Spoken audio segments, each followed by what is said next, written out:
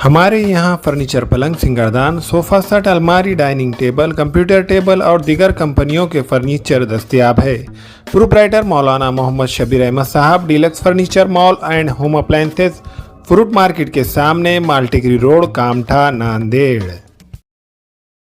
अस्सलाम वालेकुम नाज़रीन, नांदेड़ उर्दू न्यूज़ में आपका इस्तकबाल है। चलिए जानते हैं आज की खबर।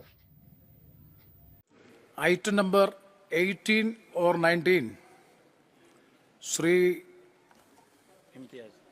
इम्तियाज जलील। शुक्रिया, आपने सप्लीमेंट्री डिमांड्स के ऊपर मुझे बोलने का मौका दिया है। मैं महाराष्ट्र के एक मराठवाड़ा इलाके से आता हूं, जिसे हम सुसाइड कैपिटल ऑफ इंडिया भी कह सकते हैं। उसकी वजह यह है कि आप जब सरकार के अंदर आए थे तो आपने ये दावा किया था कि हम किसानों की आय दुगनी करेंगे, लेकिन दुगनी होने की बजाय उनकी आत्महत्या किस तरीके से दुगनी, तिगनी और चौगनी हो गई है, ये आंकड़ों के साथ मैं बताना चाहता हूं। हिंदुस्तान का एक बहुत छोटा सा क्षेत्र है, सिर्फ उसी के आंकड़े मैं बताना चाहता हूं, मराठवाड़ा के। और इस मराठवाड़ा के क्षेत्र में जनवरी से लेकर नवंबर तक 1000 किसान63 ने आत्महत्या की है, जिसके अंदर औरंगाबाद, जो मेरा चुनावी क्षेत्र आता है, 160 किसानों ने आत्महत्या की, नांदेड़ में 163 किसानों ने, बीड़ में 253 किसानों ने, उस्मानाबाद में 161 किसानों ने। ऐसे कुल मिलाकर सिर्फ एक छोटे से क्षेत्र की अगर हम बात करें तो 1000 किसानों ने आत्महत्या की है। मैं आपसे ये पूछना चाहता हूं कि अगर हम किसानों के बारे में इतनी बड़ी बड़ी बातें करते हैं तो आखिर ये किसान इतनी आत्महत्या कैसा कर रहे हैं, और सिर्फ एक छोटे से क्षेत्र के बारे में मैं बात कर रहा हूं। अध्यक्ष महोदय, आप ये नारा लगाते हैं कि सबका साथ सबका विकास, आप मेरा विकास कैसा कर रहे हैं मैं आपको बताना चाहता हूं आंकड़ों के साथ। आप इस फाइनेंशियल ईयर में budgetary allocation for ministry of minority affairs को कितने परसेंट से घटाए हैं, तो 38.3% से आपने माइनॉरिटी का बजट घटाए है।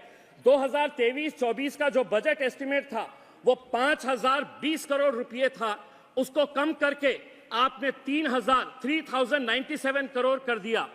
मुझे मालूम है कि आप हमें थोड़े थोड़े दिनों के बाद खुश करने के लिए नई नई स्कीम्स लेके आते हैं।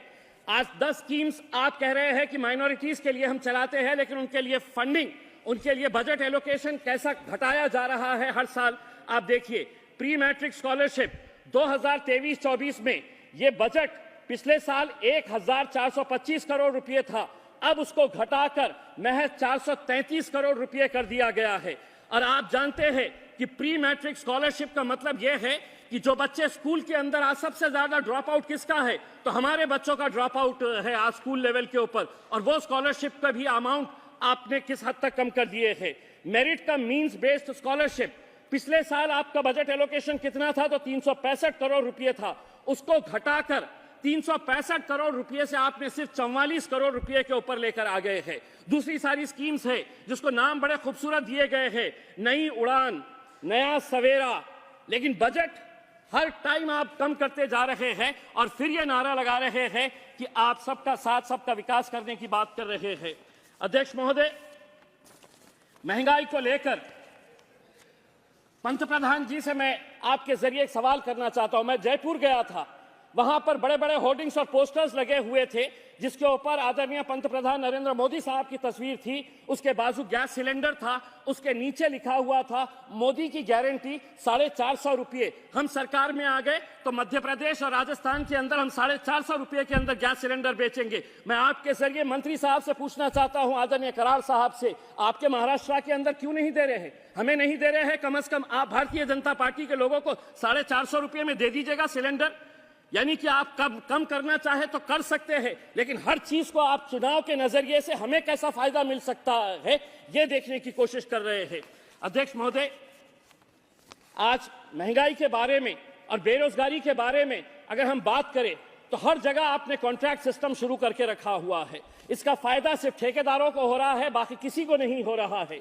EPS 95 के जो पेंशनर्स हैं, जिन्होंने 20 साल 30 साल काम किया है, आपने भी कई मर्तबा इस मुद्दे को उठाए हैं, वो पूरे के पूरे यहाँ पर कल से जंतर मंतर के ऊपर आंदोलन कर रहे हैं, उन्हें पेंशन कितनी दी जा रही है?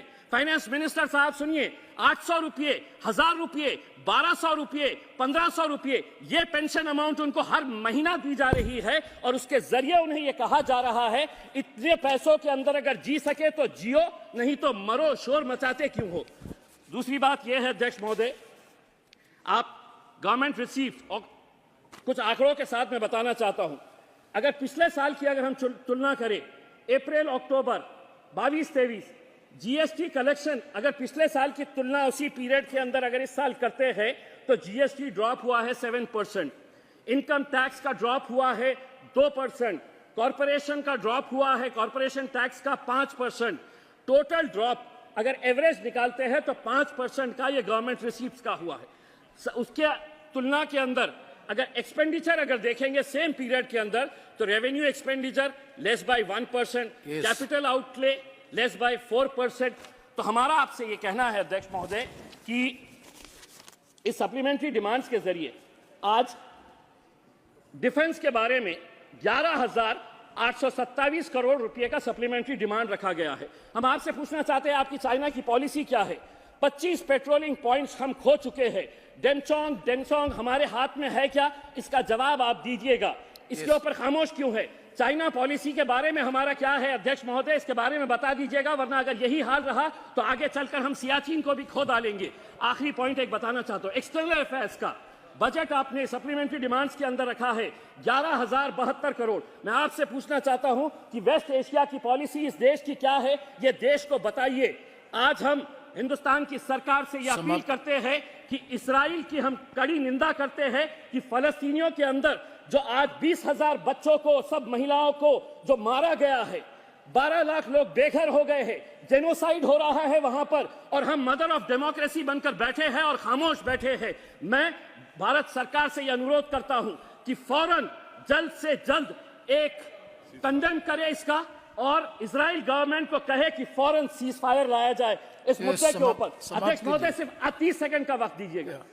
मैं आपसे ये, फाइनेंस मिनिस्टर साहब भी औरंगाबाद से आते हैं, मैं आपसे ये अनुरोध करूंगा करार साहब कि औरंगाबाद से महज 30 किलोमीटर की दूरी के ऊपर नारायणपुर एक गांव है सर, वहां पे 3,335 ऐसे सिर्फ मेरे ही कॉन्स्टिट्यूएंसी, हमारी कॉन्स्टिट्यूएंसी के ऐसे स्कूल्स है कि जहां पर पक्की छत नहीं है, टीन के शेड के नीचे बच्चे पढ़ रहे हैं, और आप ये दावा कर रहे हैं कि एजुकेशन के ऊपर सबसे ज्यादा बजट एलोकेशन इस बार किया गया है। तो ये पैसा जा कहां रहा है, हम आपसे ये सवाल करना चाहते हैं। Thank you very much, Sri P. Ravindranath. It is already, one second, already decided. The Honorable Finance Minister will reply to the debate by sharp 3. So all other members are requested to conclude the speech by 5 minutes maximum. अस्सलाम वालेकुम, मैं अखिल मिर्जा। हमें उम्मीद है कि आपको हमारा channel अच्छा लगता होगा। लेटेस्ट न्यूज अपडेट के लिए देखते रहे नांदेड़ उर्दू न्यूज, और न्यूज के पसंद आने पर लाइक, शेयर और सब्सक्राइब करना ना भूलें।